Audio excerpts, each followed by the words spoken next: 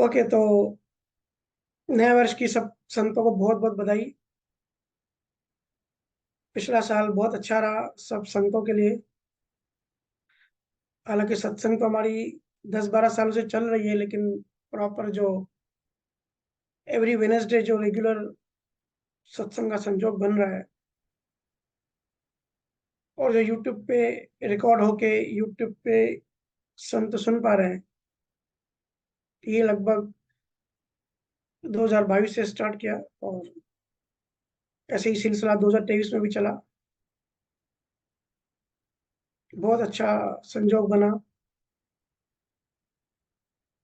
संतों की जो ज्ञान ग्रहण करने की जो क्षमता है, वो क्षमता बढ़ी, समझ बढ़ी, अंडरस्टैंडिंग बढ़ी, जैसे कि आप सबके फीडबैक से पता पड़ता है। तो कुल मिला के आध्यात्मिक साल रहा, और 2024 में भी ऐसी उम्मीद करते हैं, ऐसा भाव है कि ऐसे ही सब संत अध्यात्म में आगे बढ़ते रहें। क्योंकि अध्यात्म ऐसा विषय नहीं है कि सुबह नींद में उठे और ज्ञानी हो गए। क्योंकि हम अज्ञानी धीरे धीरे होते हैं, नीचे गिरते जाते हैं, चेतना हर जन्म में नीचे गिरती जाती है। तो इसका जो उत्थान है, जो वापस रिवर्स जाने का जो मार्ग है, वो भी, क्योंकि हम सबके मन में इतना सारा कचरा पड़ा है, एक साथ डिलीट करेंगे या एक साथ उसको हटाएंगे तो भी मन झेल नहीं पाएगा। तो ये जो प्रोसेस होती है, धीरे धीरे बढ़ती जाती है। और हम सभी अनुभव कर रहे हैं कि अभी चीजें ज्यादा क्लियर हो रही हैं, ज्यादा भ्रम टूट रहे हैं, ज्यादा टेंशन, ज्यादा जो डर था, जो वासनाएं थी, वो धीरे धीरे कम हो रही है। और ज्ञान जो है, वो आत्मसात होते जा रहा है। आप सब लोग शुरू में पूछते थे ना कि भैया नेचुरली ऐसा कब होगा कि नेचुरली रिएक्शन नहीं आए, नेचुरली अंदर में ज्ञान प्रकट हो जाए। तो ये जो नेचुरल होने का जो प्रोसेस है, जब तक कोई भी ज्ञान आत्मा में नहीं जाएगा, आत्मसात नहीं होगा, मेमोरी में नहीं जाना चाहिए, चेतना में जाना चाहिए। तो जब ज्ञान चेतना में चला जाता है, चेतना में अंकित हो जाता है, तब सहज ही वो हमारा स्वभाव बन जाता है। तब सहज ही कोई अपमान करेगा तो हमको हंसी आएगी, राग द्वेष नहीं बनेंगे, और मस्त बिंदास निडर होके जीने की कला हमको आ जाएगी। गलती ये होती है कि सब मेमोरी में ज्ञान ढूंढते हैं, मेमोरी में ज्ञान सेव करते हैं, और हम हमारा जो बिहेवियर होता है वो बड़े गहराई से आता है, बड़े रूट से आता है। पर मेमोरी बड़ी ऊपर ऊपर, हम ऊपर के लेयर्स में चीजें सेव करते हैं। तो जब कोई घटना घटती है, हम मेमोरी में जाते हैं और ढूंढने की कोशिश करते हैं, लेकिन हमारे रूट में अज्ञान है और मेमोरी में ज्ञान है। क्योंकि हम अंदर से बाहर आते हैं, हमारा जो बिहेवियर है ना, बीज से आता है, और बीज बहुत गहराई में है। तो उस समय जब भी कोई घटना घटती है, हम ब्लैंक क्यों हो जाते हैं, ज्ञान कहाँ गायब हो जाता है? क्योंकि मेमोरी में हम उस ज्ञान को ढूंढते हैं, लेकिन मेमोरी में भी ज्ञान को तब ढूंढते हैं जब हम स्थिर हो जाएं। लेकिन जब हम भयंकर गुस्से में होते हैं या भयंकर पीड़ा में होते हैं, या मन हमारा स्थिर नहीं होता, अनबैलेंस होता है, फिक्र सताती है, तो बड़ी रूट में होता है वो अज्ञान। चेतना के ऊपर अज्ञान चिपका हुआ होता है। इसलिए उस समय हमको ज्ञान कुछ याद नहीं आता, हमारा स्वभाव नहीं बनता। 2-4 दिन गुजरता है, जब समय गुजरता है, शांत होते हैं, तब सोचते हैं कि मैं इतना ज्ञानी होके, इतना सत्संग सुन के भी बिहेवियर में बदलाव क्यों नहीं आया, क्यों हमने भी रिस्पॉन्स कर दिया, क्यों राग द्वेष कर दिया। क्योंकि हमारा बिहेवियर बहुत गहराई से आता है और ज्ञान बहुत ऊपर है, मेमोरी मतलब बहुत सतही लेवल पर। जब तक ज्ञान अंदर नहीं जाएगा, तब तक बदलाव नहीं आएगा जिंदगी में। बदलाव लाने के लिए ये जो कोई रॉकेट साइंस नहीं है, गुरुओं का, केवल ज्ञानियों का जो दिया हुआ जो ज्ञान है। और आज ही किसी ने पूछा कि भैया, गुरु आज्ञा, अगर गुरु आज्ञा में रहेंगे तो उससे हमारा कर्ता भाव छूट जाएगा। देखिए, गुरु कोई भी ऐसे संसारिक जीवन जीने की आज्ञा नहीं देता। गुरु वही आज्ञा देता है जिसमें आप में, आपकी आध्यात्म जीवन में जाने में सरलता होगी। और अभी जो हमको गुरुओं ने आज्ञा करी है, वो दो ही करी है, कोई ज्यादा नहीं करी है, और बड़ी सिंपल और सहज है। कि रोज भजन सुमिरन ध्यान करना है, क्योंकि ध्यान रोज रोज मन की सफाई है। हम अभी प्रकृति में है, कचरा रोज पड़ रहा है, तो सफाई भी रोज करनी है। एक तो नियम से ध्यान करना है, सुमिरन करना है, और दूसरा जो वीक में एक बार सत्संग होता है वो सत्संग सुनना है। ये दो चीजें जब हम करते हैं तो वो जो ज्ञान है हमारे अंदर अंकित होता जाता है। और जब ज्ञान चेतना में चला जाता है तब सहज ही कर्ता भाव निकल जाता है। कर्ता भाव क्यों आता है? कर्ता भाव इसलिए आता है कि हमको लगता है कि हम है करने वाले, मैं, अहंकार, मैं करने वाला हूँ, चीजों को मैं कर रहा हूँ, मैं बिगाड़ रहा हूँ या मैं बना रहा हूँ।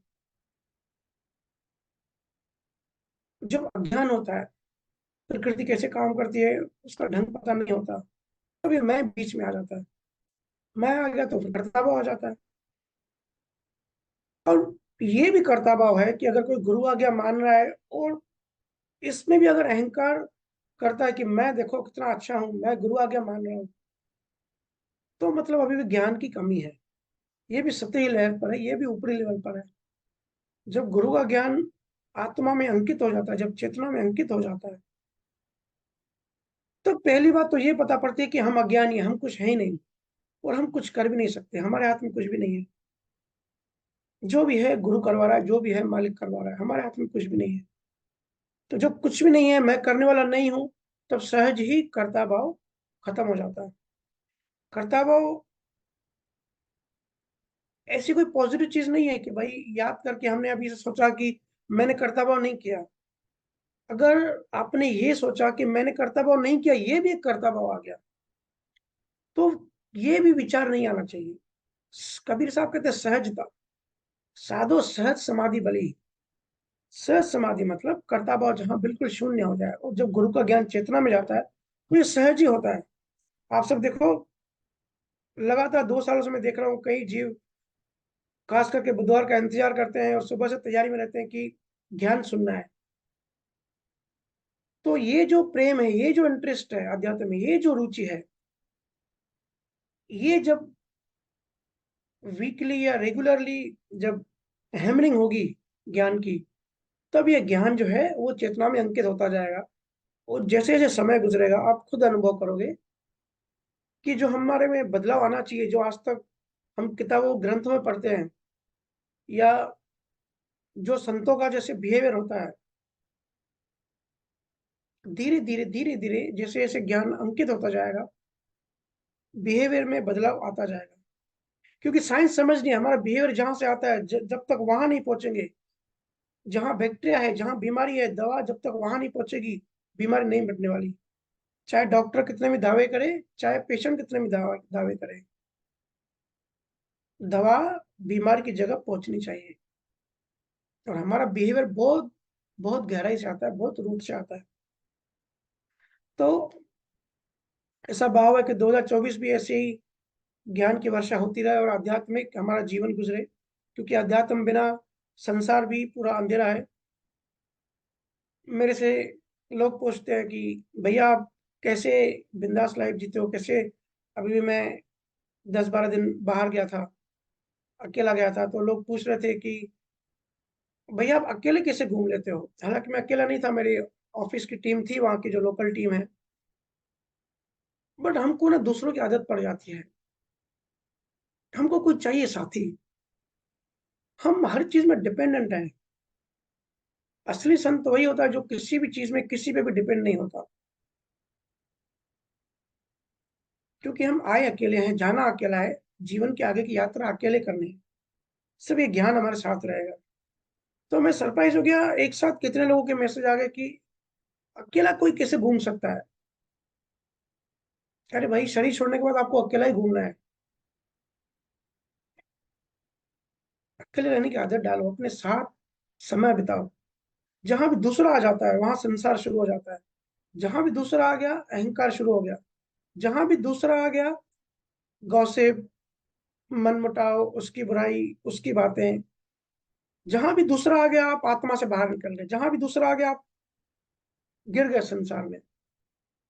अपने आप के साथ समय बिताना सीखो। बड़ा आसान है। सबसे बड़ी और सबसे अच्छी दोस्त हमारी आत्मा है। आत्मा से दोस्ती कर ली, फिर किसी दोस्त की जरूरत नहीं पड़ती।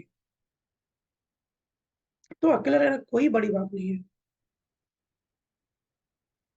आत्मा, जब आत्मा में रहना आ जाएगा, तब ये सहज ही होगा, और ये इंसान का स्वभाव होना चाहिए। जानवर है ना, बकरियां झुंड में घूमती हैं। इंसान की चेतना भी जब बकरियों के लेवल पर होती है, तो वो झुंड ढूंढता है, तब वो पब्लिक ढूंढता है। और जब भी झुंड एक साथ मिलता है ना, तो बेहोश हो जाते हैं। अब देखो, जितने भी दंगे फसाद होते हैं, जितने भी एक गलत एक्टिविटीज होती है, भीड़ ही करती है। भीड़ मतलब बेहोशी। तो भीड़ से हटके अपनी आत्मा में रम के चिंतन मनन करो, रिसर्च करो। फिर जो ये संसार है, फिर ये सताएगा नहीं, फिर ये बोझने लगेगा, फिर संसार में भी एंजॉय करोगे। संसार में मस्त रहोगे, आनंदित रहोगे। पता नहीं ये ज्ञान कहाँ से लोग सुनने आते हैं कि भाई एक बार अध्यात्म में अगर घुस गए, तो फिर जीवन बोरिंग हो जाएगा, बिल्कुल घूम नहीं सकते, कहीं बाहर नहीं जा सकते, मस्ती नहीं कर सकते, हंस नहीं सकते। मैं देखता हूँ बहुत सारे गुरु गंभीर होते हैं, वो ऐसे पब्लिक में खास करके हंसते भी नहीं है, ऐसे गड़ी चेहरा सीरियस बना के बैठते हैं। अरे भाई, हंस क्यों नहीं रहा है? अरे भाई, मैं गुरु हूँ, स्टेज पे बैठा हूँ, मैं कैसे हंसूं? जो हंसना, जिसको हंसना नहीं आता, जिसको हंसने में शर्म आती है, तो गुरु तो दूर की बात है, वो तो शिष्य भी नहीं है। आनंद मतलब दिखाने की बात नहीं होती। ज्ञान में पहले अंदर आनंद आता है, फिर वो अंदर इतनी नदियां, इतना ओवरफ्लो होता है, वो बाहर बहने लगता है। तो डरने की जरूरत नहीं है। मैं चाहता हूं कि हम सब ऐसे मस्त रहें। कोई मिलता है तो ठीक है, नहीं मिलता है तो भी ठीक है, तो भी अपने आप पे, अपने साथ ही रहें, अपने साथ समय बिताएं, चिंतन मनन करें। पिछले समय में जितने भी ऋषि मुनि, ज्ञानी, महाज्ञानी हुए, जिन्होंने बड़ी बड़ी डिस्कवरीज करी, रिसर्च करी, ये सब क्या करते थे? उस टाइम थोड़ी मोबाइल और फेसबुक, इंस्टाग्राम सब था कि लगातार चैटिंग करते रहो। या जियो का मोबाइल थोड़ी था कि फ्री वाला फोन है, अननेसेसरी, जरूरत नहीं है तो भी बातें करो एक दूसरे से। क्यों बातें करो? क्योंकि फ्री है। अरे आपका टाइम, कीमती टाइम जा रहा है, टाइम की वैल्यू नहीं है। तो इसमें क्या हो रहा है ना, लोग दूसरों से ज्यादा जुड़ रहे हैं, दूसरे से ज्यादा कनेक्ट हो रहे हैं, और खुद से दूर होते जा रहे हैं। यही हाल है। इसलिए अगर आप देखेंगे तो इंडिया में सबसे ज्यादा इंटरनेट यूज होता है इंडिया में। हालांकि पॉपुलेशन भी सेकंड नंबर इंडिया की है। सबसे ज्यादा स्मार्टफोन यूजर्स, इंटरनेट यूजर्स या व्हाट्सएप फेसबुक यूजर्स इंडिया में है। और इंडिया में कोई भी बड़ी डिस्कवरी, इंडियन कोई साइंटिस्ट बड़ी डिस्कवरी नहीं कर रहा है, चाहे आध्यात्मिक हो चाहे बाहरी हो। क्योंकि खुद में डूबना है, सब ज्ञान हमारे अंदर है। अंदर नहीं डूबते, हम अंदर नहीं जाते हैं। बाहरी चीजों पे, बाहरी लोगों पे डिपेंड है। और किसी ने सवाल किया कि भैया, आप कहते हो कि सब प्रारब्ध कर्म है, जो भी बाहर शरीर का जीवन है, सब लिखा हुआ है, तो फिर कैसे जीवन में बड़ी निराशा आ जाती है? फिर ऐसा लगता है कि क्या हम कोशिश भी ना करें? अगर सब लिखा हुआ है, तो हम कोशिश भी नहीं कर सकते? फिर तो कोशिश छोड़ देंगे। एक बात समझो, लॉ ऑफ कर्मा बड़े ध्यान से समझो, बड़े इंटरेस्टिंग साइंस है, और एक बार समझ गए तो बहुत सारे भ्रम निकल जाएंगे। मैं बार बार ये चीज कहता हूँ, अगर अध्यात्म में आगे बढ़ना है ना, लॉ ऑफ कर्मों को अच्छे से समझो। अगर किसी के प्रारब्ध में डॉक्टर बनना लिखा है, तो डॉक्टर बनना तो लिखा है, लेकिन डॉक्टर बनने के लिए जो मेहनत करनी पड़ती है, कि साइंस में पढ़ाई करनी पड़ती है, फिर मेडिकल कॉलेज में एडमिशन लेनी पड़ती है, एमबीबीएस एमडी करना पड़ता है, स्पेशलिस्ट बनना पड़ता है, तो उनको बहुत मेहनत करनी पड़ती है।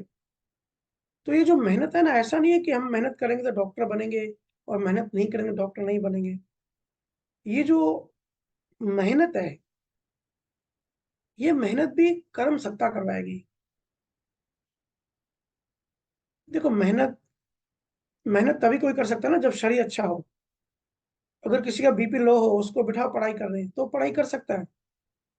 उसको चक्कर आएंगे।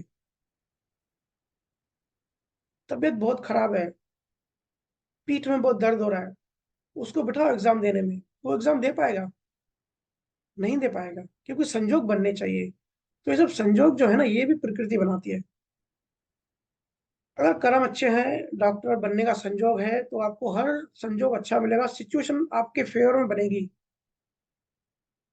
ऐसी सिचुएशन बनेगी कि आपको इजीली एडमिशन मिल जाएगा, आप पढ़ाई भी कर लोगे, उस समय आपको बुखार भी नहीं होगा, बीपी भी लो नहीं होगा, शरीर आपका साथ देगा, पढ़ाई भी कर लोगे, और दिमाग में पढ़ाई बैठेगी भी, एग्जाम में दे आओगे और रिजल्ट भी लेकर आओगे। ये सब संजोग होते हैं, ये सब हम नहीं करते, ये प्रकृति कराती है। तो जब मेहनत आप बोल रहे हो ना कि मेहनत भी नहीं करें, तो मेहनत करना या न करना ये भी सत्ता है, ये भी कर्म सत्ता कराता है। ये भी आपके हाथ में नहीं है, क्योंकि मेहनत करने के लिए भी तो सिचुएशन चाहिए, रॉ मटेरियल चाहिए, शरीर चाहिए, एलिमेंट्स चाहिए, टेक्नोलॉजी चाहिए, कम्युनिकेशन चाहिए। अब टेक्नोलॉजी उसके पास होगी जिसके पास अच्छा पैसा होगा, तो वो खर्च कर सकता है। तो अच्छा पैसा कहाँ से होगा? कर्मों से होगा।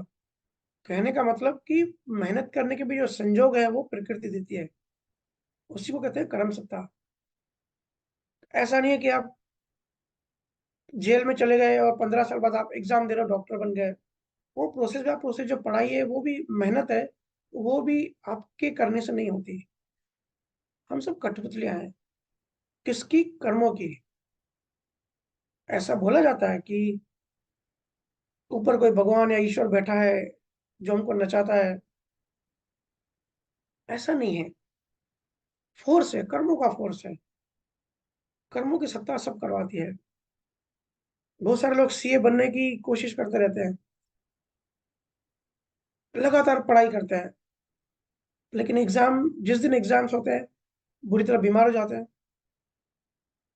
या संजोग नहीं बनता, तो सीए नहीं बन पाते। तो हर चीज कर्मों से होती है, आपकी मेहनत भी कर्मों से होती है। दूसरा उन्होंने पूछा कि क्या गुरु की ब्लेसिंग से कर्म जल जाते हैं? देखो, अगर ऐसे कह देंगे तो फिर तो सब बैठ जाएंगे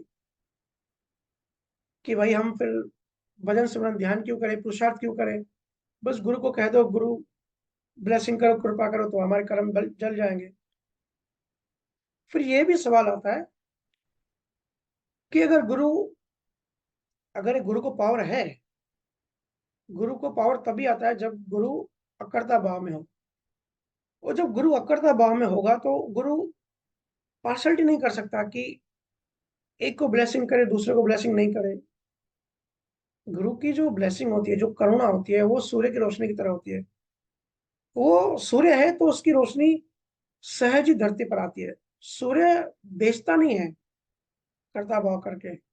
ऐसे ही गुरु जहाँ है, गुरु की ऑरा में जो आया, सहज ही ब्लेसिंग मिल जाती है। गुरु ब्लेसिंग देता नहीं, गुरु से ब्लेसिंग मिल जाती है, जैसे सूर्य से रोशनी मिल जाती है। और दूसरा सवाल फिर, कर्म जलते हैं क्या? देखिए, हमने कई बार चर्चा करी है, और बड़े ध्यान से समझे, क्योंकि हम जो यहाँ सत्संग में बात करते हैं, सारे धर्मों का, सारे ज्ञानों का, सारे जो महाज्ञानी हुए, जितने भी ग्रंथ है, सबका सार है, सबके सार की बात करते हैं। और प्रैक्टिकल जो लाइफ है उसकी बात होती है। अगर आप रेगुलर बुधवार का सत्संग सुन रहे हैं या रिकॉर्डिंग सुन रहे हैं, तो अब एक बात जरूर आपने ऑब्जर्व की होगी कि दुनिया का कोई भी धर्म हो, सब घुमा फिरा के यही बात करते हैं, जिसकी हम सार बात करते हैं। कोई भी गुरु हो, कोई भी ज्ञानी हो, बात वही आएगी, क्योंकि कॉन्सेप्ट एक ही है, ज्ञान एक ही है, आत्मा एक ही है, सनातन सत्य एक ही है, तो ज्ञान भी एक ही होगा। समुंदर कहीं से भी चखोगे तो खारा ही आएगा। हो सकता है खारा, खारे की टेस्ट बताने में सब इंसानों की वर्डिंग अलग हो, भाषा अलग हो, लेकिन टेस्ट एक ही है। ऐसे जो भी ज्ञान है वो एक ही है, और ज्ञान का सार हम यहाँ चर्चा करते हैं। तो ये जो ब्लेसिंग से कर्म डिलीट होते हैं कि नहीं है, वो ऐसे है कि प्रारब्ध कर्म तो भोगने पड़ते हैं, ये हमने कई बार चर्चा करी है। भजन सिमरन ध्यान में इतनी शक्ति है कि उससे सॉफ्ट होते हैं। अब कितने इंटेंसिटी से सॉफ्ट होते हैं, कैसे सॉफ्ट होते हैं, ये बड़ी हाई लेवल की बात है, लेकिन सॉफ्ट होते हैं, हम सबको इसका अनुभव है। फिर गुरु की ब्लेसिंग क्या करती है? फिर संचित कर्म जलते हैं? नहीं। संचित कर्म जो है वो जब ज्ञान अग्नि, जब अनुभव ज्ञान हो जाता है, ज्ञान वैराग्य आ जाता है, सुखराम जी महाराज ने कहा, जब ज्ञान अग्नि इतनी तीव्र होती है, परम होश जब आ जाता है,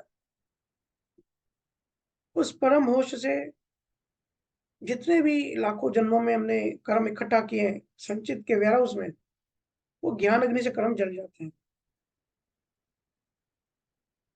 और जो क्रियावन कर्म होते हैं ना, वो कर्म कैसे बनते हैं, हमने कई बार चर्चा करी है कि भाव से कर्म होते हैं और वो क्रियावन कर्म होते हैं। तो जो हम कहते हैं कि गुरु की औरा से, गुरु की ब्लेसिंग से जो कर्म जलते हैं, वो क्रियावन कर्म के टाइप होते हैं, वो जल जाते हैं। वो भी ऊपर ऊपर लेवल के, जो बिल्कुल माइल्ड, बिल्कुल हल्के हो। देखो, जब हम कहते हैं कर्म, तो कर्म भी ऐसा नहीं है कि एक ही टाइप का, एक ही प्रकार का, बहुत वास्ट सब्जेक्ट है। अलग इंटेंसिटी से किया हुआ कर्म की सजा अलग होती है। हम देखते हैं ना, संसार में हर एक सेकंड में मूड बदलता रहता है, हर एक सेकंड में सिचुएशन बदलती रहती है। उसी समय अपमान मिलता है, फिर 2 सेकंड के बाद फिर मान मिलता है। उसी समय हमको मूड ऑफ होता है, अच्छी चीज नहीं लगती है, और कुछ समय बाद सब अच्छा लगता है। मूड स्विंग्स जिसको कहते हैं, ऐसी बहुत सारी चीजें होती है जो बदलती है। वो डिपेंड करता है इंटेंसिटी और ड्यूरेशन से। जैसे कई बार बहुत बड़ी बीमारी होती है, तो बड़े बड़े डॉक्टरों से ठीक नहीं होती। कहीं गांव में बैठे एक वैद्य से, एक हल्की सी जड़ी बूटी से या एक टैबलेट से वो बीमारी ठीक हो जाती है। हम सबको इसका अनुभव है। तो ये डिपेंड करता है कि कौन से कर्म की कितनी इंटेंसिटी है। इंटेंसिटी माइल्ड भी होती है, मतलब हल्की भी होती है, भाव हल्का भी होता है। कभी कभी नहीं, जस्ट ऐसे ही हम राह चलते हैं, किसी के लिए हल्का सा भाव आता है, माइल्ड भाव आता है कि अच्छा इंसान नहीं है या अच्छा इंसान है। या जब देखते हैं रोड पे झगड़े होते हैं, तो हम भाव कर लेते हैं, या हल्का सहजता से एक भाव आ जाता है, क्योंकि हम अभी भी अज्ञान में है। मैंने कहा ना, हमारा बिहेवियर अंदर से आता है। तो हमने आज तक ऐसी प्रैक्टिस की है पिछले जन्मों से कि जो भी रास्ते पे झगड़ा हो रहा है, या कोई इंसान चोरी कर रहा है, या एक दूसरे को, दूसरे इंसान को बुरी तरह मार रहा है, तो हमारा अज्ञान ये कहता है कि ये सही है और ये गलत है, क्योंकि हमने आज तक वही सीखा है। ज्ञान चेतना में नहीं है कि इन दोनों की कर्मों की लेन देन पूरी हो रही है, ऐसा ज्ञान नहीं आता। हमेशा अंदर से एक भाव आता है कि ये खराब इंसान है, एक हल्का सा माइल्ड सा भाव आता है। तो माइल्ड भाव की जो रिजल्ट है, वो या तो थॉट बनता है, हल्का विचार बनता है, या हल्की सी पीड़ा बनती है, या हल्की सी खुशी बनती है, या अपमान या मान। वैरायटीज है, बहुत सारे टाइप के भाव है। तो ये होता कैसे है, इसकी भी साइंस जरा ध्यान से समझे।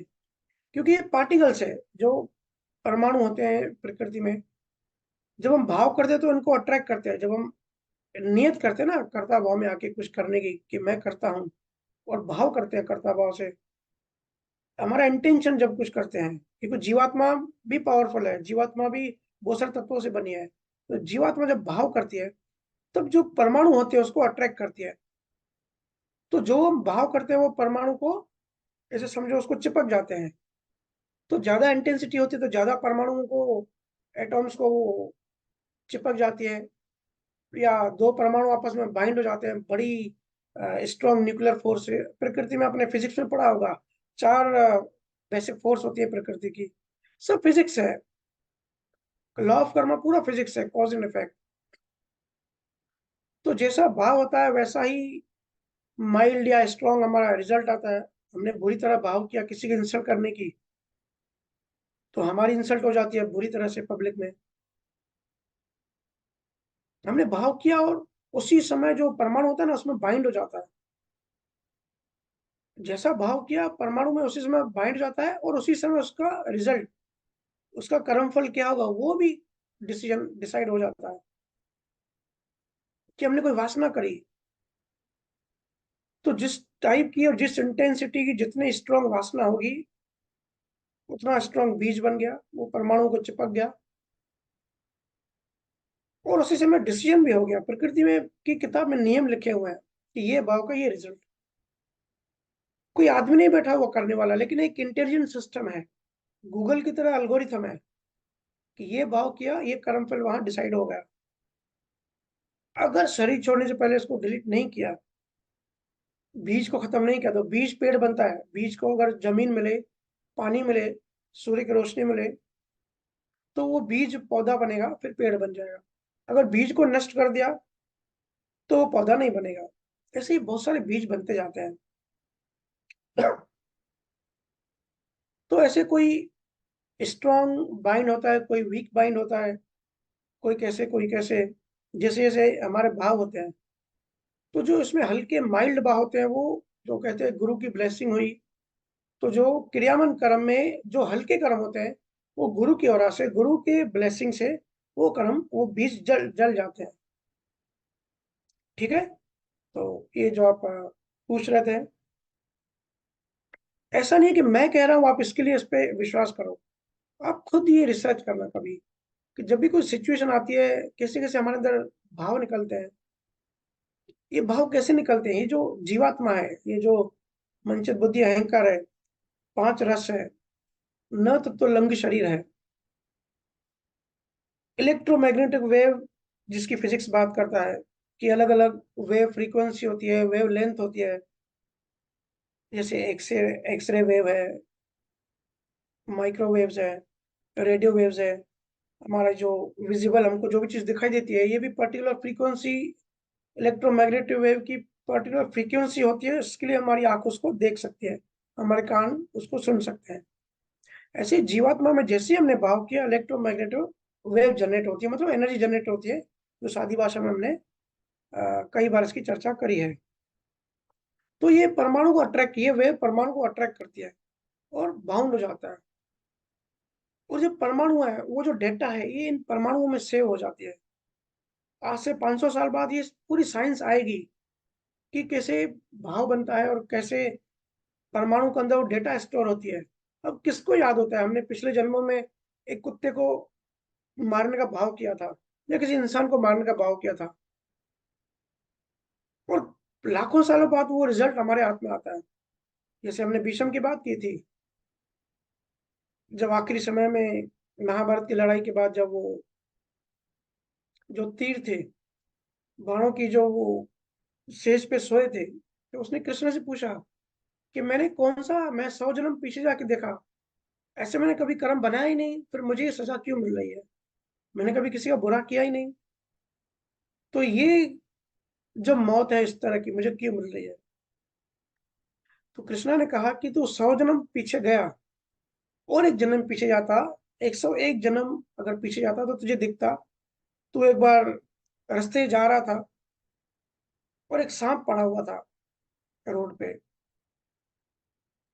तो उस रोड पे सांप पड़ा हुआ था, तो जो रथ, जो तेरी जो गाड़ी चला रहा था, उसने उतर के सांप को साइड में करने की, साइड में किया। तो थोड़ी लेट हो गई, थोड़ा समय ज्यादा लग गया जहां पहुंचना था। तो उस समय तूने ऐसा भाव किया कि सांप को, जो कांटों की जो झाड़ी होती है, वहां मैं फेंक दूं, वो कांटे चुभो दूं इसकी स्किन में। बोले ऐसा भाव किया था। उसका ये रिजल्ट है कि ये जो मौत हो रही है, उसका रूपक है, उसकी रिजल्ट है। वो कांटे थे, ये तीर है, इसकी ऊपर तो सोया हुआ है। पर ये डेटा कहाँ स्टोर हुई? और वो तो 101 जन्म पहले की बात थी, रिजल्ट अब मिल रही है। तो ये डेटा कहीं ना कहीं तो सेव होगी ना प्रकृति में। तो ये फिजिक्स, जब क्वांटम फिजिक्स बहुत विकसित हो जाएगी आगे चल के, क्योंकि ज्ञानियों का आध्यात्मिक ज्ञान हमेशा भौतिक साइंस से आगे चलता है। तो आगे चल के जब भौतिक साइंस इस पे पहुंचेगी कि जो लॉ ऑफ कर्मा है, जो कर्म है, ये कहाँ से होता है, ये भी परमाणु में से होता है।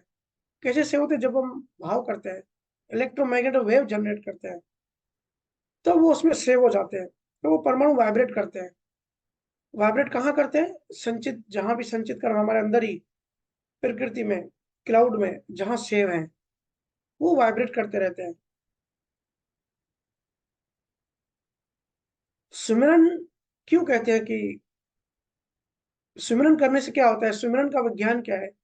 तो सुमिरन ऐसा नहीं कि किसी गुरु ने एक पंथ बना लिया और कह लिया कि भाई राम नाम सिमरन करो।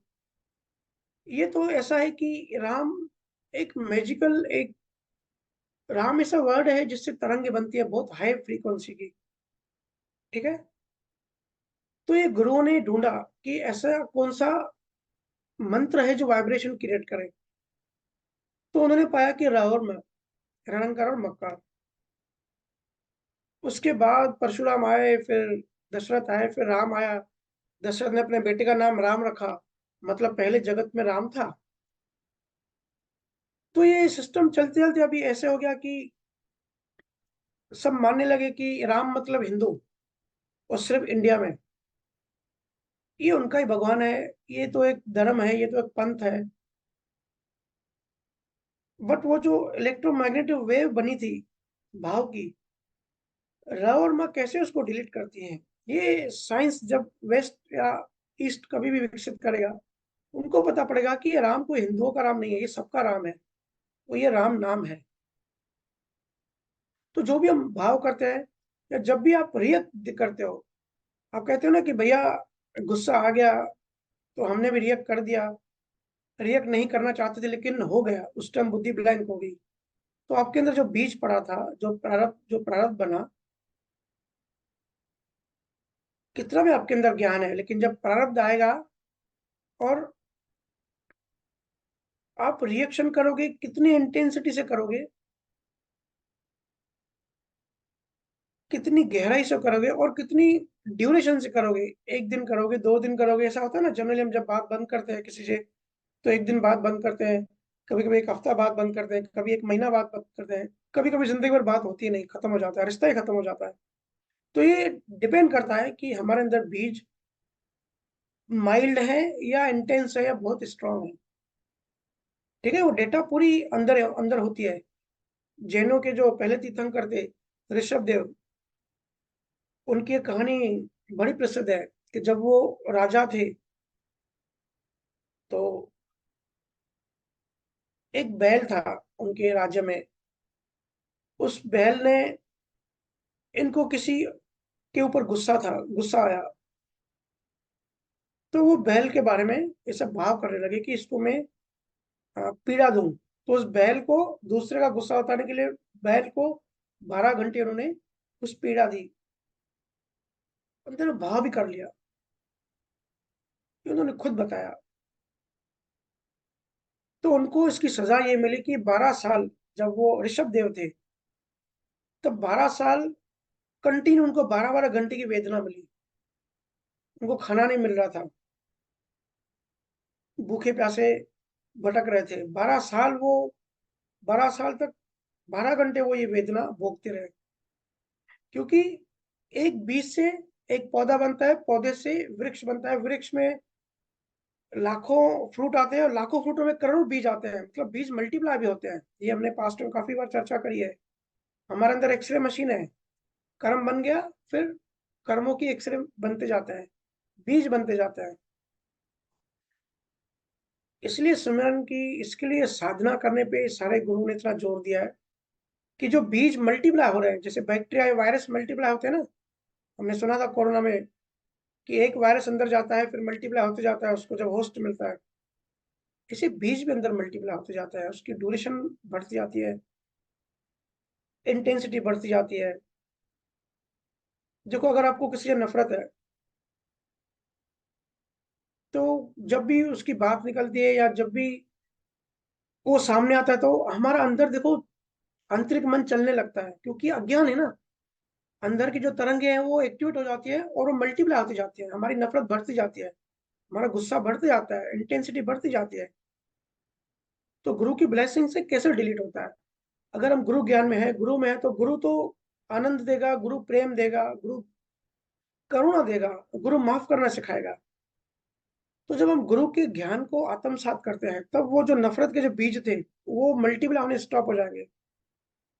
तो वो जो क्रियामन कर्म जो हमारे अंदर नई नई वाइब्रेशन, नए नए बीज बनते जा रहे थे, लेकिन जब गुरुओं का ज्ञान का हमको आधार मिला और वो ज्ञान हमने आत्मसात भी किया, ईमानदारी से फॉलो भी किया, तो जो नफरत थी, जो लड़ाई है, वो तो प्रारब्ध कर्म है, लेकिन हमारे अंदर जो गुस्सा, जो नफरत, जो मनमुटाव, जो जनरेट, जो रोज रोज रिपीट होता है, वो रिपीटेशन खत्म हो जाएगा। वो वायरसेस का, बैक्टीरिया का बढ़ना गुरु की ब्लेसिंग वहीं स्टॉप कर देता है। इसको कहते हैं गुरु की ब्लेसिंग, या गुरु की ऑरा में संचित कर्म खत्म हो जाते हैं या बढ़ते नहीं है। तो बाहरी कर्म कुछ भी करो, शरीर से कुछ भी हो रहा है, लिप्त, उसमें लिप्त मत रहो। लिप्त होना ही अज्ञान है। लिप्त होना बड़ा अधर्म है। चाहे धर्म कर रहे हो, चाहे दान कर रहे हो, चाहे मंदिर में जा रहे हो, चाहे पूजा कर रहे हो, बाहर से दिखने में अच्छा कर्म है, लेकिन उसमें लिप्त हो गए, उसमें तन्मयकार हो गया, उसमें एक हो गए, तो कर्ता भाव आ गया, नया कर्म बन गया। तो नाम अलग अलग लो। बहुत लोगों को पूजा करने का अहंकार होता है, बहुत लोगों को सेवा करने का अहंकार होता है। वो जब सेवा करते हैं ना, तब बहुत इन्वॉल्व होके कर्ता भाव में आके करते हैं कि देखो मैं सेवादारी हूँ, मैं सेवा कर रहा हूँ। तो सेवा का जितना फल मिलना चाहिए था, उससे 10 गुना ज्यादा नुकसान हो जाता है। हमारे कर्ता भाव से नए बीज, नए कर्म हमको फंसा देते हैं। हमें आत्मा, देखो कई लोग पूछते हैं कि भैया फिर आत्मा को तो आप कहते हैं वो तो न्यूट्रल है, नेचुरल है, तो कर्मों कैसे उसको लग गए? जैसे लोहा होता है, लोहे को ऐसे ही रख दो, तो समय के साथ, क्योंकि नाइट्रोजन और कार्बन उससे रिएक्ट करेगा, क्योंकि समय में है, प्रकृति में है, दूसरे केमिकल उससे रिएक्ट करेगी, तो उसको जंग, नेचुरली जंग लगेगी लगेगी। ऐसे ही आत्मा प्रकृति के नजदीक आने से कर्मों का जो जाल है, आत्मा को तो नहीं जाता, आत्मा का अंदर तो नहीं जाता, लेकिन आत्मा के ऊपर लेयर्स, आवरण क्रिएट कर देते हैं। इसको हम कर्म कहते हैं। ये ऐसे समझो कि जैसे लोहे को जंग लगता है, आत्मा को कर्म लगता है। दूसरी बात हमने कही कि बाहर कुछ भी हो रहा है, प्रारब्ध कर्म में कुछ भी हो रहा है, आप सुखी हैं, दुखी हैं, आपकी शादी हो रही है, आपका तलाक हो रहा है, आपको बच्चे नहीं हो रहे, आपको बच्चे बहुत सारे हो गए, बाहर कुछ भी हो रहा है, एक बात याद रखो, वो सब खत्म होने वाला है। हर प्रारब्ध कर्म अपनी एक्सपायरी डेट लाता है।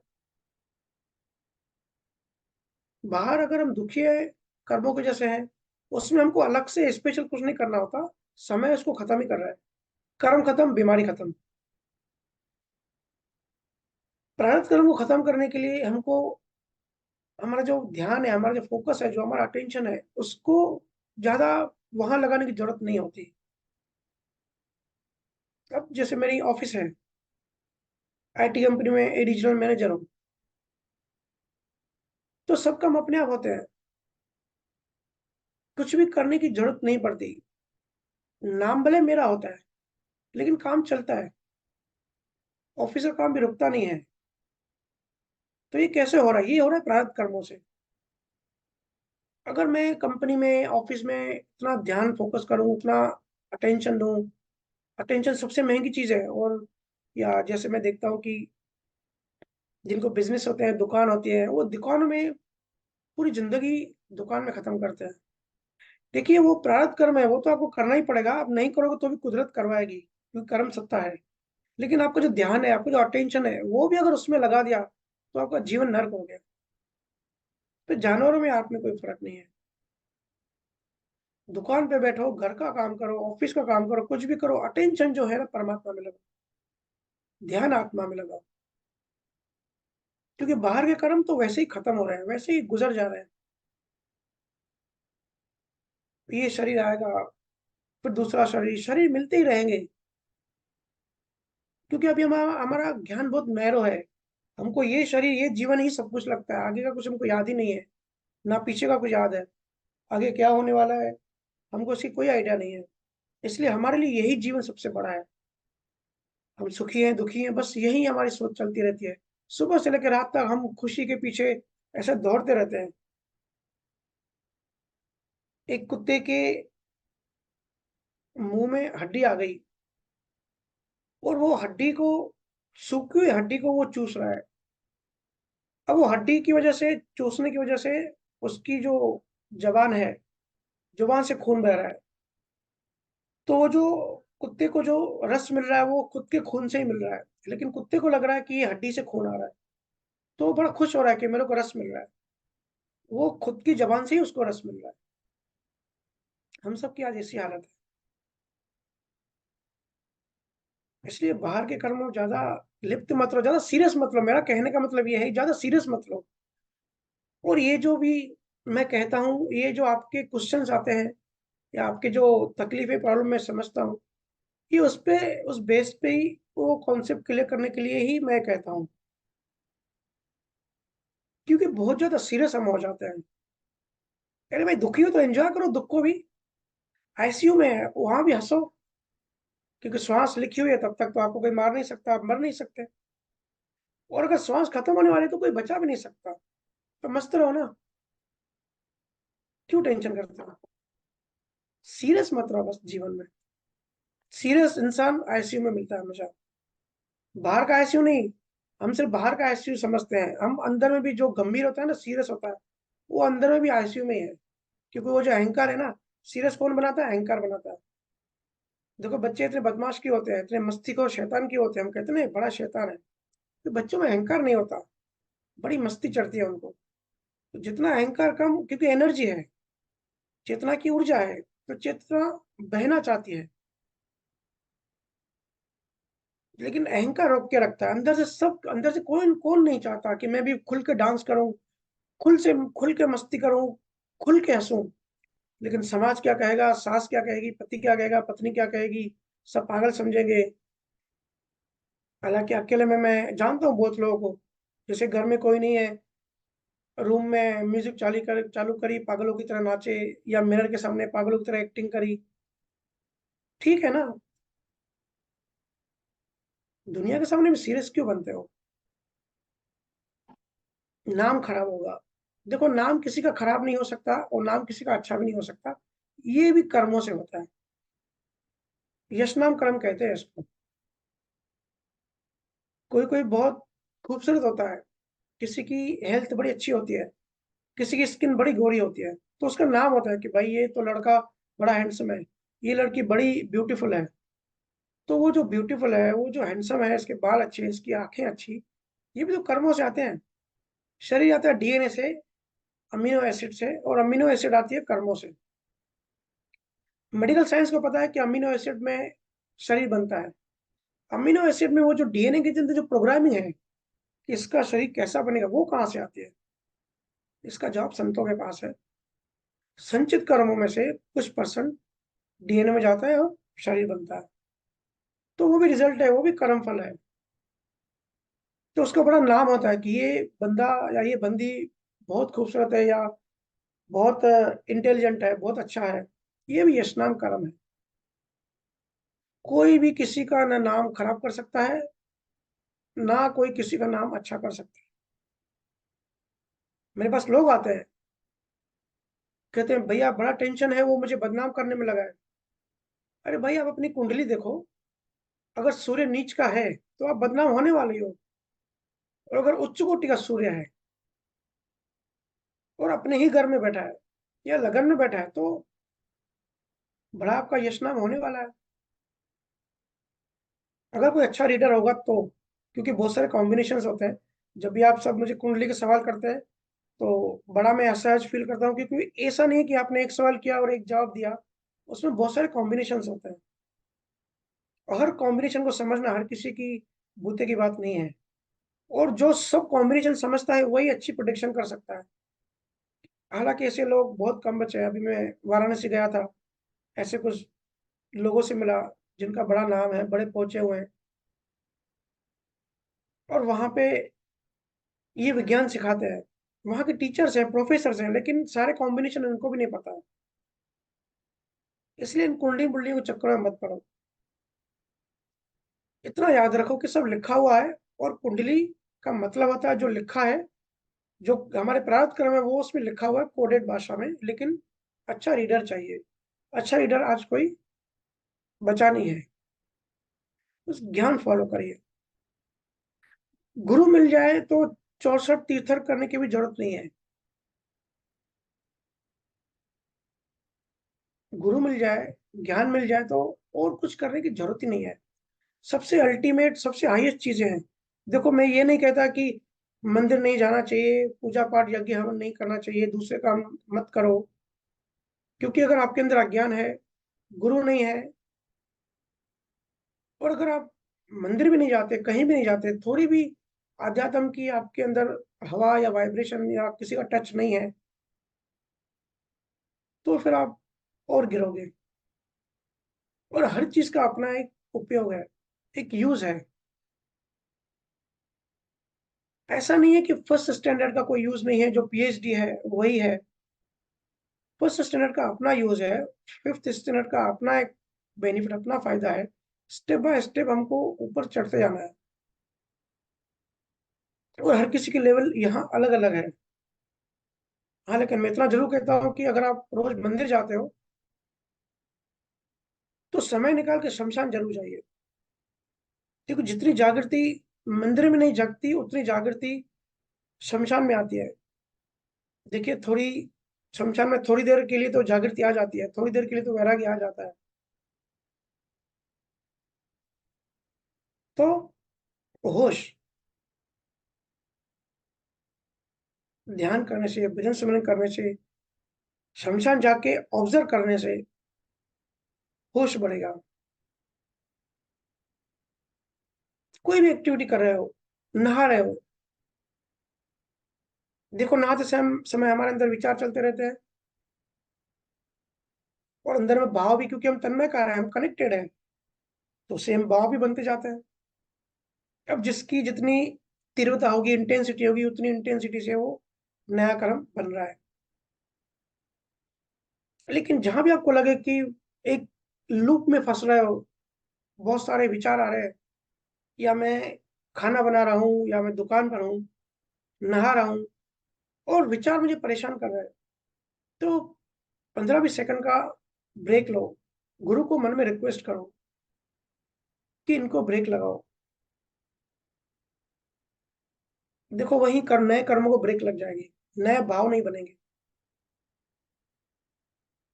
मैं चाहता हूँ आप सब मास्टर बने, ऐसे अध्यात्म के मास्टर बने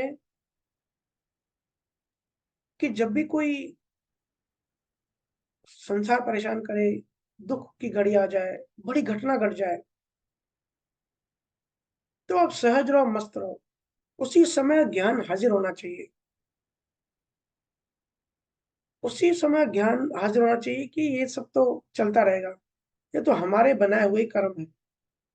एक सेकंड के लिए भी दुख की तरंग ना चले, आपका मन हिले नहीं, आप स्थिर रहो। और ऐसा हो रहा है, बड़ी खुशी की बात है।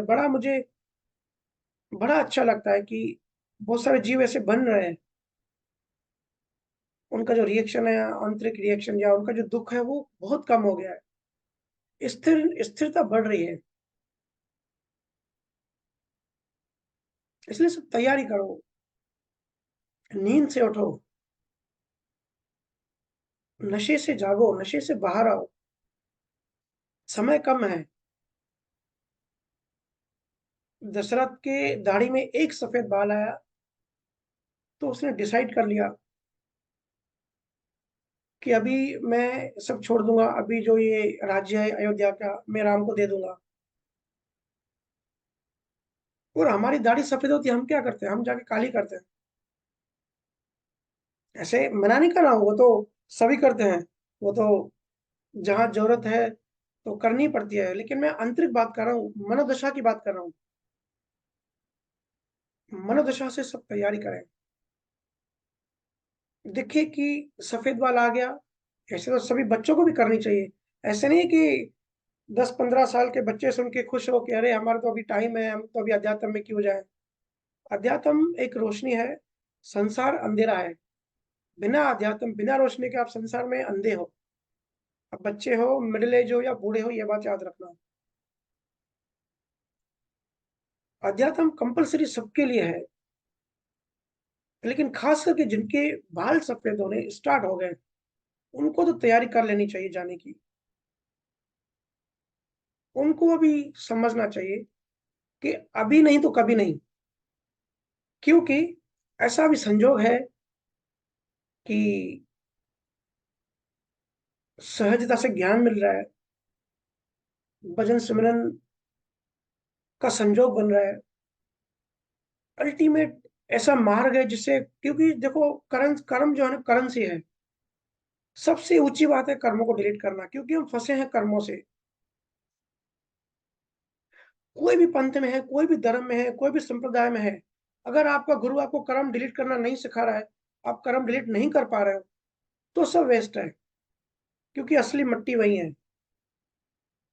बातें कितनी भी कर लो, बल्ब के ऊपर आप कपड़ों के लेयर लगा लो और फिर बातें करो लेयर्स रख के कि रोशनी क्यों नहीं आ रही है, रोशनी क्यों नहीं आ रही है। जब तक कपड़ों को हटाओगे नहीं, तब तक रोशनी कैसे आएगी। ऐसे ही हर सत्संग में बातें कर लो जागृति की, जागृति नहीं आएगी। सिर्फ जागृति की बातें तो होंगी, लेकिन जब भी घटना घटेगी, बेहोश होके, अज्ञानी होके, आंतरिक आप नए कर्म बना ही लोगे। तो गुरु आज्ञा की जो हमने बात करी, सिर्फ दो ही चीज हमको अच्छे से ईमानदारी से करनी है। रोज भजन सिमरन ध्यान, जितना संजोग बने, प्रेम से। क्वालिटी चाहिए, क्वांटिटी नहीं चाहिए, याद रखना। क्योंकि प्रेम बिना कुछ भी नहीं होगा। आध्यात्म का दूसरा नाम ही प्रेम है, और प्रेम नहीं है तो आध्यात्म भी नहीं है। दोनों एक सिक्के सिक्के के दो पहलू हैं।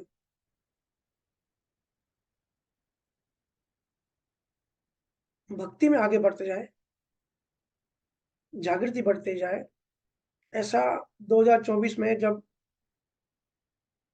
2025 की जब हम पहली सत्संग करेंगे,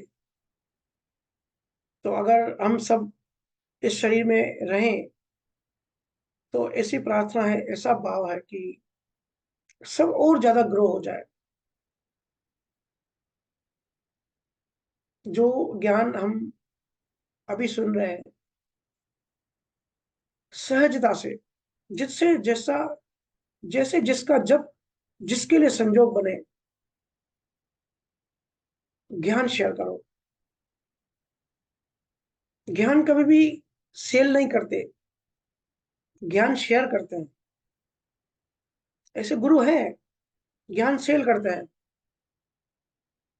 यूट्यूब पे या पैसा लेके सत्संग करना, तो वो ज्ञान नहीं है, वो एक प्रोडक्ट है। हमेशा प्रोडक्ट सेल करते हैं, ज्ञान एक प्रोडक्ट नहीं है। ज्ञान तो सनातन सत्य है। सनातन सत्य शेयर ही कर सकते हैं, सेल नहीं कर सकते। ठीक है। तो आप सबको फिर से 2024 की बहुत बहुत बधाई। मां लेकर सभी ज्ञान में आगे बढ़े। अभी कुछ क्वेश्चन हो तो पूछ सकते हैं, अभी समय है हमारे पास।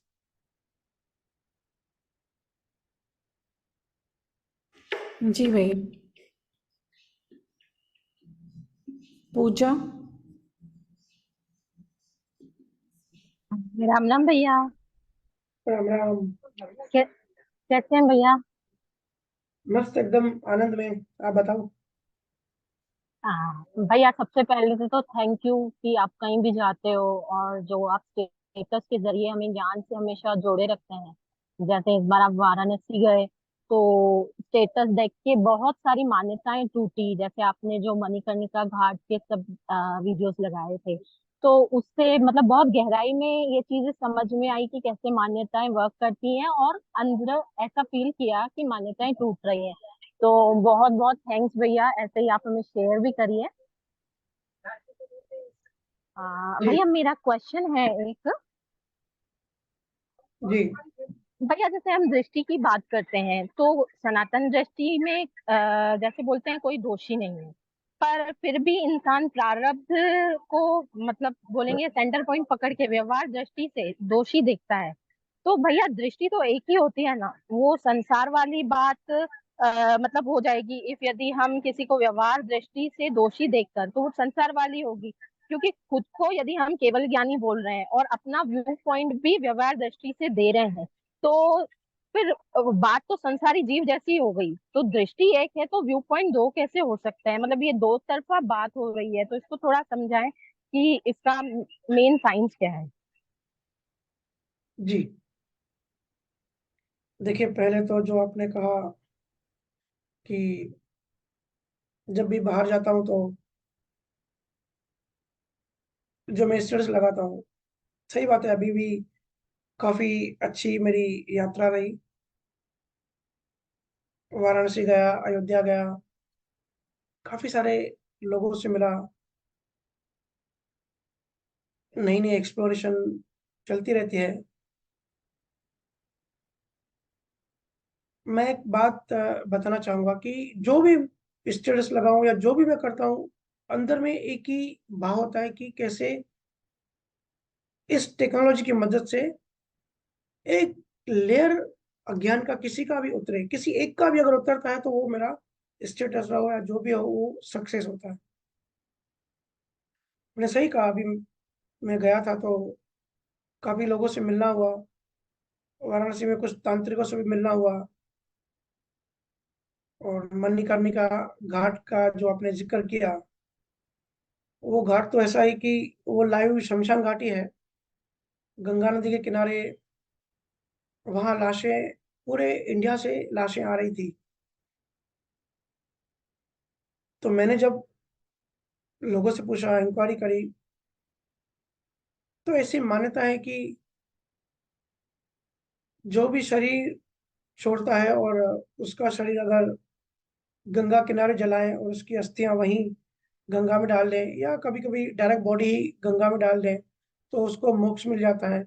ऐसा वो कह रहे थे कि ऐसा वेदों में भी लिखा है। और बहुत तरह की ऐसी अलग अलग मान्यताएं थी। और मैंने देखा भी कि 2-3 घंटों में 150 लाशें वहां पे आ गई। तो मैं सरप्राइज हो गया, इतने लोग वाराणसी में तो नहीं मर सकते। तो बोले ये पूरे इंडिया से आते हैं। तो देखो, सबसे पहले तो हमको केवल ज्ञानियों का धन्यवाद करना चाहिए कि हम ज्ञान से कितने मुक्त हैं, इन सब भ्रमों से। कोई थोड़ा सा लॉजिक लगा, कैसे ऐसे पॉसिबल है कि कोई जीवन भर शैतानी करे और अंत समय में अगर वो नदी के किनारे उसके शरीर को अगर जलाते हैं, तो या स्वर्ग में जाएगा या मोक्ष में जाएगा, अंत समय डिसाइड नहीं करता। पूरा जीवन डिसाइड करता है अंत समय में क्या होगा, और अंत समय डिसाइड करता है आगे क्या होगा। तो बहुत ही जबरदस्त वहां पे ये सब मान्यताएं थी, बहुत ही क्रियाकांड थे। बट जब भी ऐसी जगहों पे जाओगे ना, जब भी वहां के लोगों से बातें करोगे, तो शुरू शुरू में तो लगेगा कि ये जो कह रहे हैं वो उनके भी हिसाब से सही बात है। ऐसा दूसरे लोग तो मानते ही हैं कि ये जो सिस्टम है ये सही है, लेकिन वो जहाँ लोकल है, जब उनसे बात करोगे तब ऐसे लगेगा कि ये उनकी दृष्टि में ये सही मान रहे हैं। लेकिन जब उनकी गहराई में जाओगे, क्योंकि आत्मा को तो देखो, आत्मा का तो आभास होता ही है ना कि क्या सत्य है क्या सत्य नहीं है। लेकिन वो बाहर समझ में नहीं आ रहा, हमारे अनकॉन्शियस से कॉन्शियस में नहीं आता, कॉन्शियस से अनकॉन्शियस से सबकॉन्शियस में नहीं आता, सबकॉन्शियस से कॉन्शियस में नहीं आती चीजें। ऐसे में एक तांत्रिक के साथ जब बैठा चर्चा करने, बहुत ही प्यारी और लंबी और कॉमेडी चर्चा हुई। मैं इतना डिटेल में यहाँ बता नहीं सकता। तो पहले पहले तो उसने कहा कि यही मोक्ष है, यही किनारा है। बोले मैंने पूरा जीवन यहाँ ही बिता दिया है। बोले आप भी कहाँ मुंबई में रहते हो, माया की नगरी में, वहां तो सब नर्क में ही जाते हैं। मुझे बोले यहाँ के रहो आप, यहीं सेटल हो जाओ, बड़ा आनंद है, और यही मोक्ष है और कोई मोक्ष नहीं है। लेकिन जब हमारी बातें और आगे बढ़ी, आधा घंटा 1 घंटा, चर्चा चलती रही अलग अलग विषयों पे, कर्मों पे, आत्मा पे, अलग अलग साधनाओं पे, गुरु शिष्य परंपरा पे, आनंद पे। फिर वो अपनी बात पे आ गया। इसी से हमारी चर्चा हुई। फिर उसने आखिर में बोला कि सही बताऊं, ये सब नर्क है, ये सिर्फ बिजनेस है, ये सब धंधा है, मैं आके फंस गया हूँ। बोले पहले मैं दूसरा काम करता था, फिर इधर आ गया। अब इधर आ गया तो फिर इन्हीं मान्यताओं में मैं पड़ गया। लेकिन जब अंदर गहराई से घुसा तब पता पड़ा कि ये पूरा कॉमर्शलाइज बिजनेस है, सब एक दूसरे को बेवकूफ बना रहे हैं। बोले पूरा नर्क है ये। तो मुझे हंसी आ गई। मैं बोला अभी 2 घंटे पहले तो आप बोल रहे थे यही मोक्ष है। बोले नहीं, अभी मैं सच बता रहा हूँ, यही नर्क है। तो आभास तो देखो हर किसी को होता ही है। हमारी बॉडी पे कोई चीज चिपकती है तो कैसे हमको एहसास तो होता ही ना कि कोई चीज चिपकी हुई है। ऐसे ही हाँ, क्योंकि आत्मा तो ज्ञान स्वरूप है। और जब भी ज्यादा अज्ञान होता है तो हमको अंदर से, क्योंकि आनंद नहीं होता, जितने अज्ञान के आवरण ज्यादा है ना उतना आनंद से दूर है। तो एक बोझ या एक नकलीपन, इसका आभास होता रहता है बड़े हल्के में। तो बड़े ज्ञानी थे, उनको आभास था। धीरे धीरे ज्ञान जब खुलता गया, फिर तो लंबी हमारी चर्चा चली। खैर, दूसरा आपका जो सवाल था कि व्यवहार दृष्टि और ज्ञान की दृष्टि। देखो, ये बात आपने सही की कि दृष्टि एक ही होती है। जैसे हम कई बार सत्संग में कहते हैं कि संसार में कोई भी दोषी नहीं है। अगर आपका किसी ने नुकसान किया या बुरा किया तो अज्ञानवश हम इसे मानते हैं कि ये उसने मेरे साथ जानबूझ के किया, इसने मेरा नुकसान कर दिया, ये बुरा इंसान है। उसको हम दोषी देखते हैं, पर कोई दोषी नहीं होता, सब निमित्त होते हैं। कोई अच्छा करता है वो भी निमित्त होता है, कोई बुरा करता है वो भी निमित्त होता है। क्योंकि हमारा बुरा होना ही था, लेकिन वो निमित्त बन जाता है। सब एक दूसरे के निमित्त हैं। ठीक है ना? ये हमने कई बार पहले भी चर्चा करी है। लेकिन चर्चा करने से या सत्संग सुनने से ये दृष्टि नहीं आती कि हम सबको निर्दोष देखें, जैसे हमने आज के सत्संग में चर्चा करी। जब ज्ञान चेतना में अंकित हो जाता है, जब धीरे धीरे हैमरिंग होती है, तब सहजता से ही ज्ञान अंदर उज्जवल या जागृत हो जाता है कि कोई दोषी नहीं है। ठीक है, हमारा नुकसान हो गया या हमारा अपमान हो गया, ये हमारा ही कर्म हमारे पास लौट आया, जरूर हमने ही ऐसा कुछ किया होगा, वो निमित्त बना। तो जब ज्ञान हमारा दृष्टि में आ जाता है, जो दृष्टि बदल जाती है, ज्ञानी ज्ञानी दृष्टि हो जाती है, तो फिर ऐसा नहीं है कि फिर हम जब सत्संग में है या गुरु के पास है तब तो बड़ी बड़ी ज्ञान की बातें करते हैं कि भाई हम तो भाई ज्ञानी हैं, हम किसी को दोषी नहीं देखते। और दुकान पे गए या कुछ परचेस करने गए, किसी ने हमको लूट लिया, फिर उसको हम 10 गालियां देने लगे, किसने बेवकूफ बना लिया, हमको लूट लिया, अंदर ही अंदर जलते रहते हैं। या किसी ने धोखा दे दिया तो हम तड़पते रहते हैं। फिर अपने आप को एक सांत्वना देते हैं कि वो तो ज्ञान की दृष्टि से मैं दोष नहीं देखता, लेकिन ये व्यवहारिक दृष्टि है ना, तो व्यवहारिक दृष्टि से मैं दोषी देख सकता हूँ। ये खुद को बेवकूफ बनाने की बात है। ध्यान एक होता है, दृष्टि एक होती है, दो नहीं हो सकती। अगर कोई ज्ञानी है तो उसकी दृष्टि ज्ञानी की तरह होगी, चाहे अध्यात्म में चाहे संसार में। अगर कोई अज्ञानी है तो उसकी दृष्टि अज्ञानी की तरह होगी, चाहे अध्यात्म में चाहे संसार में। अगर कोई किसी को दोषी देखेगा तो सब जगह देखेगा, और अगर निर्दोष देखेगा तो सब जगह देखेगा। ये सब क्या है ना, देखो मन बड़ा स्मार्ट है, लोग बड़े स्मार्ट हैं, और ईमानदारी के ज्ञान में बहुत रुचि कम है लोगों को। आज भी मैं कहता हूँ ना कि बहुत कम लोग हैं जिनको रियल में मोक्ष चाहिए या छुटकारा चाहिए, मुक्ति चाहिए। एक्चुअली लोगों को क्यों क्या चाहिए होती है, इच्छा क्या होती है कि मेरा काम बन जाए, मेरा संसार अच्छा हो जाए, मैं दुखी से सुखी हो जाऊं। ये इच्छा क्यों है मैं वो भी समझता हूँ, क्योंकि उनके इतने लाखों जन्मों से उनको हैबिट पड़ी हुई है, वैसे संस्कार पड़े हैं। लेकिन धीरे धीरे ये संस्कार जब हम भजन सुमरन से ये डिलीट करते हैं तो उसमें मन में बदलाव आता जाता है। पहली नजर में कोई भी जब भी कोई हॉस्पिटल में आता है तो बीमारी होता है, लेकिन जब उसका ट्रीटमेंट चलता है तो वो ठीक होते जाता है, और एक दिन ठीक होकर हॉस्पिटल से उसका डिस्चार्ज हो जाता है। लेकिन अगर किसी को ठीक होने की इच्छा ही ना हो, वो बिल्कुल अलग बात हो जाती है। अगर कोई नींद में सोया है तो उसको जगा सकते हैं, लेकिन अगर कोई नींद की एक्टिंग कर रहा है तो उसको नींद से नहीं उठा सकते। ऐसे ही बहुत कम लोग हैं जिनको रियली में मोक्ष चाहिए, परमात्मा की बात या परमात्मा का ज्ञान, अपनी आत्मा का ज्ञान, या संसार कैसे काम करता है, इसके नियम क्या है, हम यहाँ क्यों हैं, ये सब क्यूरियोसिटी जिसमें है, ईमानदारी से, ऐसे लोग बहुत कम है। संसार मिले तो क्या होता है ना, मन इसमें बहाना बना लेता है। अब है तो अज्ञान, लेकिन मन अपने आप को ज्ञानी समझता है।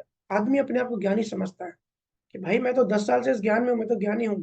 लेकिन देखता सबको, दृष्टि उसकी ऐसी होती है कि ये भी दोषी, ये भी दोषी। तो खुद को समझाता है कि भाई ज्ञान में तो कोई दोषी नहीं है, बट व्यवहार दृष्टि में तो मैं बोलूंगा ना, व्यवहार दृष्टि में उसको दोषी देखूंगा ना। तो अपना अज्ञान छुपाने के लिए वो ये बहाना बनाता है कि भाई दो दृष्टि होती है, एक व्यवहारिक सांसारिक दृष्टि, एक आध्यात्मिक दृष्टि। दृष्टि भाई एक ही होती है। ये हम झूठ खुद को बोलते हैं, किसी और को नहीं। अगर किसी का आंतरिक मन जलेगा तो सब जगह जलेगा, और अगर ज्ञान से वो आनंद में है, मुक्त हो रहा है, मुक्ति के आनंद में है, तो सब जगह वो मुक्त होगा।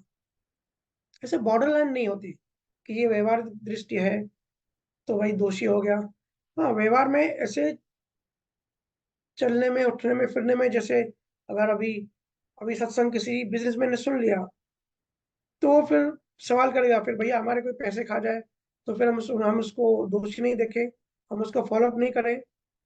अरे भाई आप डिफरेंस समझो। बाहर से आप सब करो जो कर सकते हो, जो संजोग आपको मिलता है, जो भी आपको मन में विचार आता है। अभी पिछली बारी कोई पूछ रहा था कि भैया मेरे 15 लाख कोई दे नहीं रहा है तो मैं इसके ऊपर केस नहीं करूं।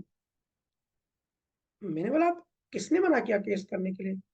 अगर लिखा हुआ है तो आप केस करोगे, क्योंकि वो भी लेन देन होती है, वो भी कर्म सत्ता होती है। वो भी वकील को जितने पैसे देने हैं तो आप दोगे ही। और अगर उसको पैसे वापस देने होंगे और इस तरीके से देने होंगे थ्रू कोर्ट, तो कोर्ट के थ्रू आपको दे देगा। और देने होंगे, वकील की लेन देन, जज की लेन देन नहीं होगी तो डायरेक्ट भी दे देगा कुछ समय बाद। और नहीं देने होंगे तो आप कितना भी कोर्ट केस करो, कितना पीछे पड़ो, तो नहीं देगा। ये सब लेन देन होती है, ये सब कर्म सत्ता काम करती है इसमें। तो बाहर से जो भी हमारे लॉजिक माइंड से जो ठीक लगता है, जो बेस्ट लगता है, बाहर से सब करना है, तो फिर फर्क कहाँ है दृष्टि का? दृष्टि मतलब आंतरिक, ज्ञान मतलब आंतरिक अनुभव, ज्ञान अंदर का होता है।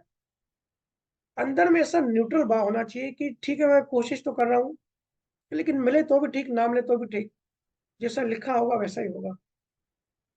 कोशिश कर रहा हूँ, अगर पैसे मिल गए तो अच्छी बात है, नहीं मिले तो भी अच्छी बात है, कि कर्मों की पुराना हिसाब किताब, पिछले जन्मों का जो हिसाब किताब है वो न्यूट्रलाइज हो गया।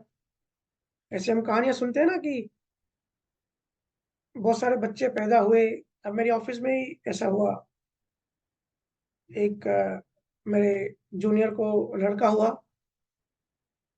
और 10 दिन में उसका लड़का एक्सपायर हो गया। तो वो और उसकी वाइफ बड़ा रोना धोना कर रहे थे। बोले पहले तो प्रेगनेंसी नहीं हो रही थी, बड़ा लेट प्रेगनेंसी हुई, और अगर प्रेगनेंसी हो भी गई तो अंदर ही बच्चा खत्म हो जाता। ये जो 10 दिन जो बाहर आया, जो उसने मोह में बांधा, ये हमसे बर्दाश्त नहीं हो रहा है। अगर उसको जाना ही था तो फिर आया ही क्यों? और अंदर ही खत्म हो जाता। बड़े विचलित हो रहे थे, बड़े परेशान हो रहे थे। जैसे जैसे मैंने अपने कलीग को समझाया, फिर वो बोले कि मैं तो ठीक है जेंट्स हूँ भैया, मैं तो अपने आप को संभाल लेता हूँ, मेरी वाइफ कंट्रोल में नहीं आ रही, स्थिर नहीं हुई, उसको समझाओ। उसको फिर ज्ञान समझा, उसको बोला सब काम छोड़, ये ले यूट्यूब, ये 2-3 सत्संग सुन ले। तब जाके वो स्थिर हुई। जब लेन देन की बात समझी कि जब तक डॉक्टरों की लेन देन लिखी थी, जो 10 दिन इसने खर्चा करवाया, उतना पैसा लेना था। और जब हिसाब किताब जीरो होगा तो चला गया। हर किसी की यात्रा है। मैंने कहा ना, ये करेंसी है, ये लोन है। जो भी हमारी जिंदगी में आता है, या तो लोन दे के जाता है या वापस लेके जाता है। ये सब चुकतो कराती है कुदरत। ये जो मैंने परमाणु की बात बताई ना, कि कैसे इलेक्ट्रोमैग्नेटिक वेव बाइंड होते हैं, तो यही जब रूपक में आते हैं, ये खुलने चालू हो जाते हैं, ये खुलते हैं। तो जब ये ज्ञान हमारी दृष्टि में बैठ जाता है कि सब लेन देन है, फिर ऐसी विचलितपन, ऐसा अस्वीकार भाव, ऐसी लड़ाई कुदरत से, ऐसी जिद्दपन, ऐसा जुनून, ये खत्म हो जाता है। मन जो है ना हमारा हमेशा एक्सट्रीम में जाना चाहता है कि भाई एक्सट्रीम में जाऊं। एक्सट्रीम मतलब वन साइड। वन साइड मतलब एकदम गहराई, कट्टरपंथी जिसको कहते हैं, क्यों कोई भी चीज बहुत गहराई से पकड़ ली। और कबीर साहब कहते हैं, साधो सहज समाधि भली। सहज मतलब सहज ऑपोजिट है कट्टरपंथी का। ऐसे जोर से मुट्ठी बांधना होता है मन का काम। और सहज, थ्योरी ऑफ बैलेंसिंग, मैं क्यों कहता हूँ कि हर चीज बैलेंस रखो। बैलेंस, सहज जो आदमी होता है ना वो बैलेंसिंग हो जाता है। बैलेंसिंग मतलब कोई भी जरूरी नहीं, बच्चा आया तो भी ठीक, नहीं आया तो भी ठीक, सहजता से जो भी है सहजता से निपटे। कुदरत से लड़ाई करना, जिदबाजी करना, ये क्यों नहीं हो रहा है, वो क्यों नहीं है, बाहर से पूरा पुरुषार्थ करो, जिसकी जो जिम्मेदारी है पूरी करनी है। हम सब करते हैं, मैं भी करता हूँ। लेकिन अंदर में मस्त रहना। अंदर में हम इसलिए मस्त रह सकते हैं जब ये ज्ञान हमारी चेतना में अंकित होगा। ठीक है, तो दृष्टियां कभी भी दो नहीं होती। ये मन की चालाकी है, अहंकार की चालाकी है खुद को बचाने की। मन देखो, अहंकार हमेशा खुद को डिफेंस करेगा, नई नई बातें लाएगा। क्योंकि ज्ञान क्या करता है, ज्ञान उसको मारने लगता है। तो अहंकार ज्ञान को घुमा देता है। अगर गुरु कमजोर होता है ना, तो फिर अहंकार जीत जाता है और गुरु का जो ज्ञान होता है उसको घुमा देता है। लेकिन असली ज्ञान यह है कि दृष्टि एक ही होती है। अगर दोषी देख रहे हो तो अभी भी कमी है, अभी भी हमको ध्यान और ज्ञान करना है, अभी भी बहुत ऑपरेशन करना है खुद का। अगर नहीं है, धीरे धीरे सहजता आ रही है। ऐसा लग रहा है कि 1 साल पहले मैं बड़ा क्रोधी था, अंदर में बड़ा क्रोध में भर जाता था। अभी धीरे धीरे सहजता आ रही है, माफ करना आ रहा है, चीजें छोड़ते जा रहे हैं। मिला तो ठीक, न मिला तो भी ठीक, तो सही डायरेक्शन में ज्ञान में आगे बढ़ रहे हैं। ठीक है जी। जी भैया, धन्यवाद भैया। जी, नेक्स्ट क्वेश्चन। जी। अ, प्रेम शमनानी, आप अनम्यूट कीजिए।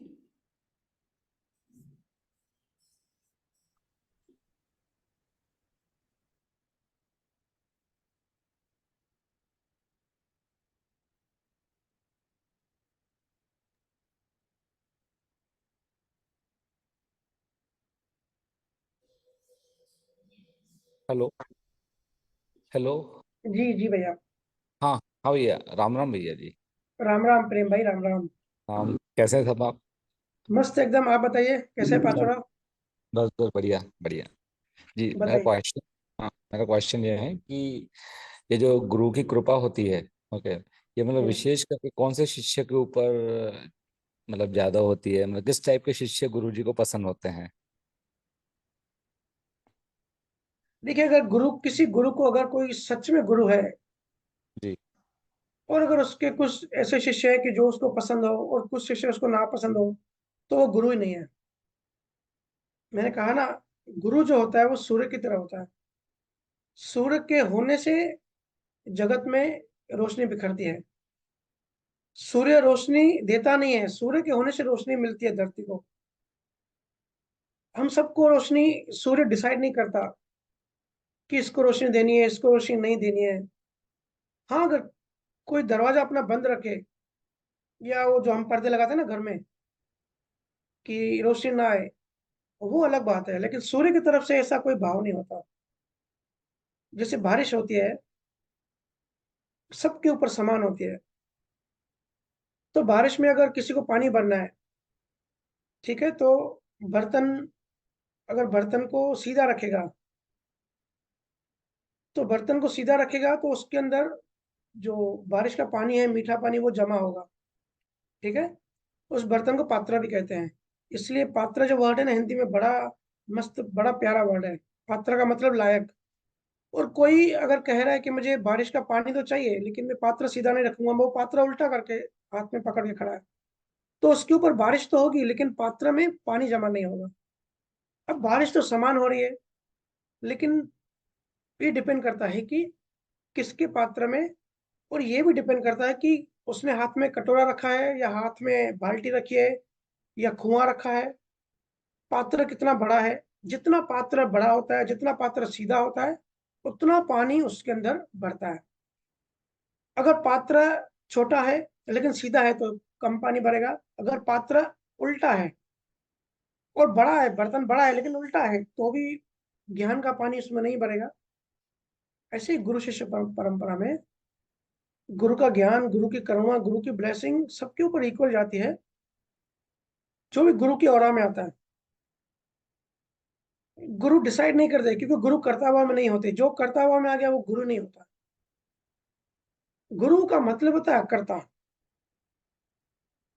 गुरु करता नहीं है, लेकिन गुरु के होने से, वहां मौजूद, वहां प्रेजेंट होने से घटनाएं घटती हैं।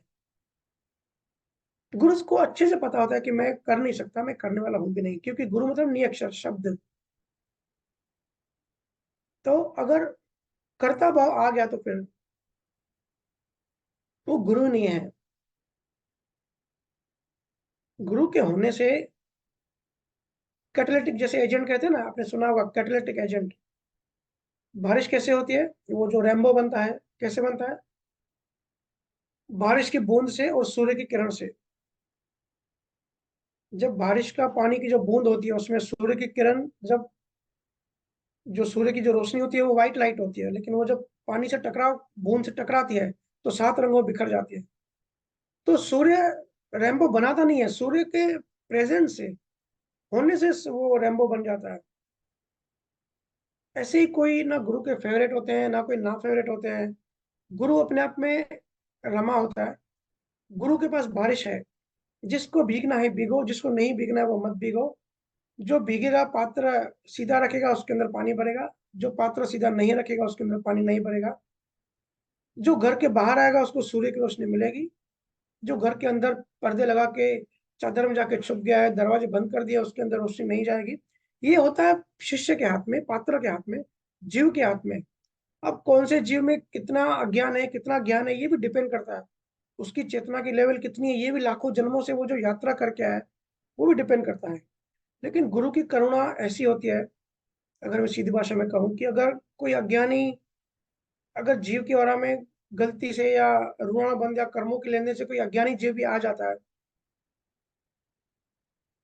उसको पता भी नहीं पड़ता, गुरु उसके अंदर परमात्मा का बीज डाल देते हैं।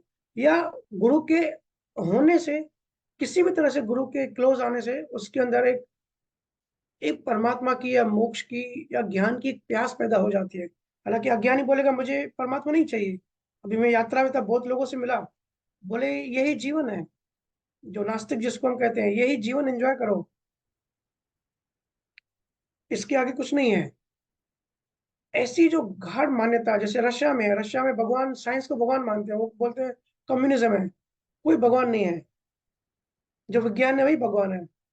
लेकिन अगर कोई रशियन, अगर गुरु कभी रशिया गया है या किसी भी तरह से ऑनलाइन या किसी भी तरह से क्लोज आया, तो गुरु की जो, गुरु के होने मात्र से जो ब्लेसिंग जिसको हम कहते हैं, ऑरा मतलब तरंगे, वाइब्रेशन, वो तरंग उसके अंदर चली गई, तो इस जन्म में उसके अंदर एक मोक्ष की एक तरंग पैदा हो जाएगी।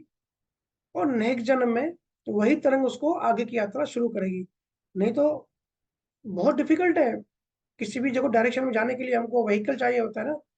स्पेस में जो रॉकेट उड़ाते हैं, उनको कितनी रॉकेट की पावर चाहिए होती है। स्पेस बहुत बड़ा है, कहीं भी जाने, किसी भी डायरेक्शन में जाने के लिए उनको इंजन चाहिए, पावर चाहिए। बिना पावर कोई 1 इंच आगे नहीं जा सकता। तो हम यहाँ परमात्मा की अल्टीमेट केवल ज्ञान की जब बातें करते हैं, तो फिर कैसे हम उस डायरेक्शन में आगे बढ़ पा रहे हैं?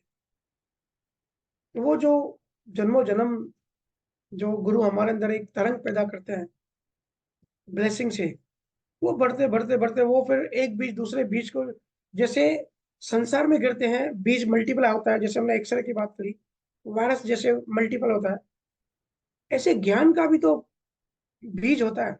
उस वाले बीज को जो गुरु होते हैं, या जो सनातन सत्य होता है, उस वाले बीज को बढ़ाती जाती है।